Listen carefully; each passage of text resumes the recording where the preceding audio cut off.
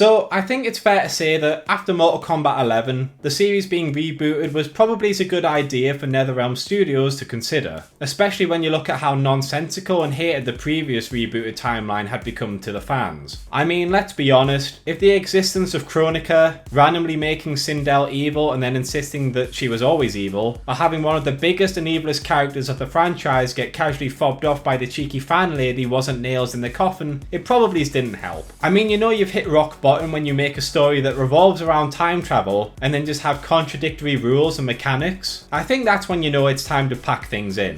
And so it was announced 2 years ago that a new installment of the franchise would be coming out, and considering the ending of the previous game, it was pretty easy to understand that this would be a soft reboot, with the official reveal trailer calling it Mortal Kombat 1. Now, for those unaware, a soft reboot is where everything that happened previously in the franchise is considered canon, but it's supposed to be a new story and a new setting to kind of get new fans to jump onto the franchise. Everything that happened previously does matter, but it's not necessary to understand it when going with this new story. Now, Mortal Kombat 1. I understand why they called it that. It's going to be the first installment in a new continuity, but this is the third game in the franchise that can be referred to as Mortal Kombat 1. Could they not have just gone the subtitle route and given it a non-numbered name? But, to be fair, it did seem promising. It obviously had some similar story beats and characters from the previous games, but with new twists and turns that helped to make them stand out. With Liu Kang now basically being God, he is in a position of power,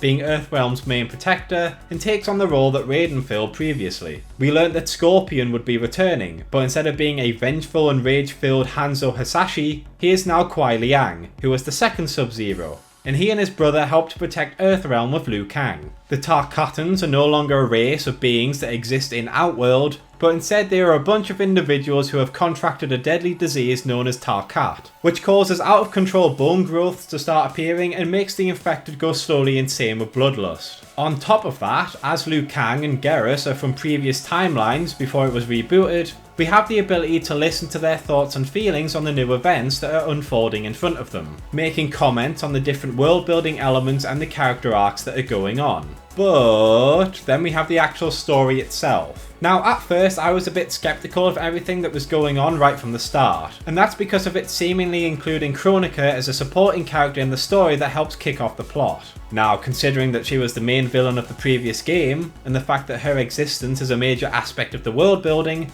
I was worried about her inclusion. Even if it wasn't actually her, it still means that someone from a previous timeline was using her visage to get stuff done, which means that the game is relying on stuff from the previous games to get this plot going.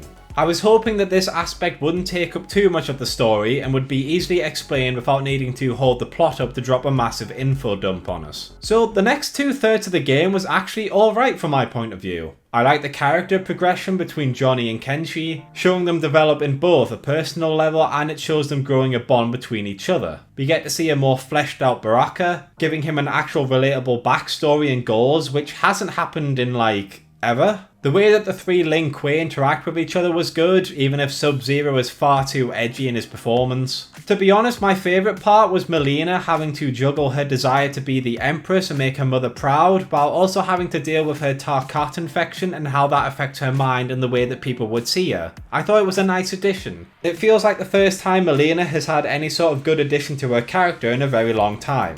Now, I did think that some of the stuff that they did with the lore was just arbitrary and didn't really add anything meaningful, which is weird as this is designed to be a timeline where Liu Kang knows the wants and desires of his friends from the previous timeline and he could have made some massive changes. Instead, a lot of the changes just seem to be arbitrary. You could have just had Sonya be Johnny's ex-wife, who falls in love with him due to his charm and his desire to do something more than acting, only for his immaturity and frivolous spending to drive her away. You already made a model for her, so you might as well have just used her instead of creating Chris as a character, especially as all she's used for is to start Johnny's progression and then she just drops out of the plot entirely. You finally had Raiden be something other than a Thunder God, and they had endless possibilities to do something with him, but for some reason they just decided to give him a magic amulet that gives him lightning powers and makes him very strong. So in the end, we just got Raiden again, just instead of constantly giving advice and knowledge to people, he's just kind of there.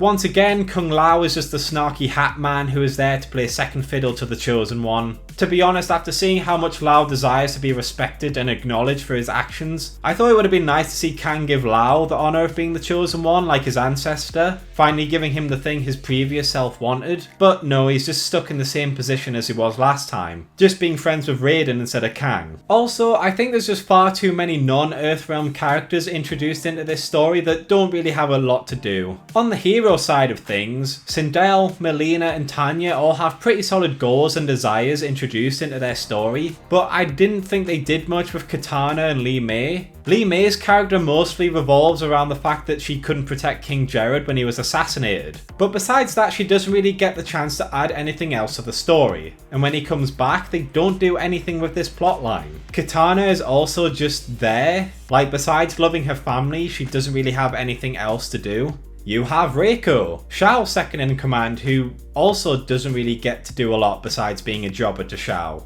You have Rain, whose whole role as the head mystical wizard dude in Outworld is quickly taken over by Quan Chi and he's forced into the background. Again, not really doing much in the story. Nitara is a thing.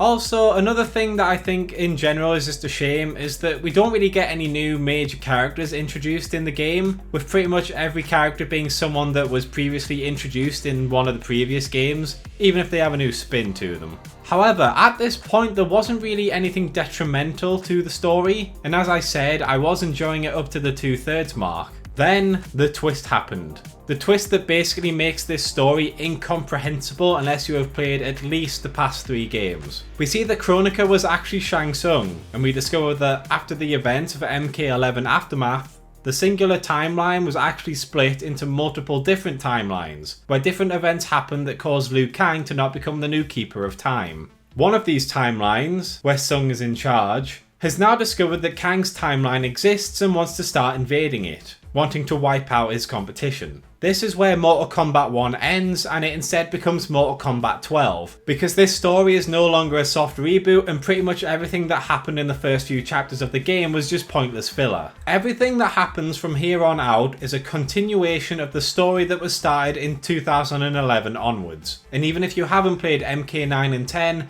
I would say that you need to play MK11 in order to fully understand things. Which is probably why the game decides to give a massive info dump about the game's storyline and Kronika. And then the final third of the game is about Liu Kang travelling around the multiverse, trying to stop Shang Tsung, uniting an army to try and stop his army, and then there's a massive multiversal battle where you defeat him and everything goes back to normal. Except for the fact that a multiversal travelling Havoc is teased as being someone who is going to cause hassle for the heroes in the future.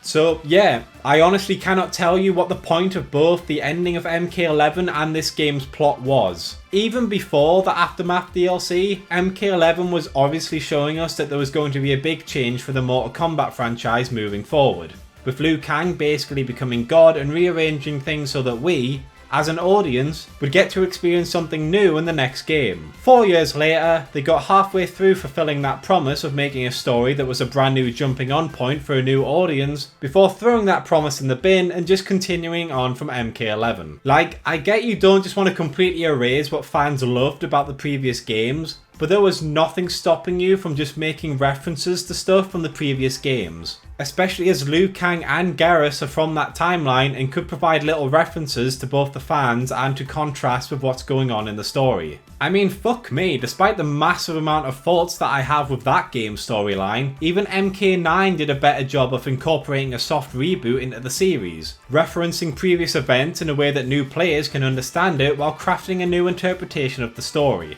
But this? How can you justify calling it Mortal Kombat 1 when everything that the game's story is built on comes from the previous games? Overall, I don't think this game should have been made if this is the story that they were always going to go with. And if this isn't the story that they were always going to go with, I really want to know what happened behind the scenes that made the writers fuck up this spectacularly. So yeah, Mortal Kombat 1, the narrative is just not worth the buying price. Thanks for watching, lads and lasses. If you enjoyed my video, please consider liking, subscribing and checking out my other videos. And if you really enjoy my content, please consider checking out my Patreon or donating through YouTube. But overall, I just hope you had a great day and hopefully I will see you in the next video.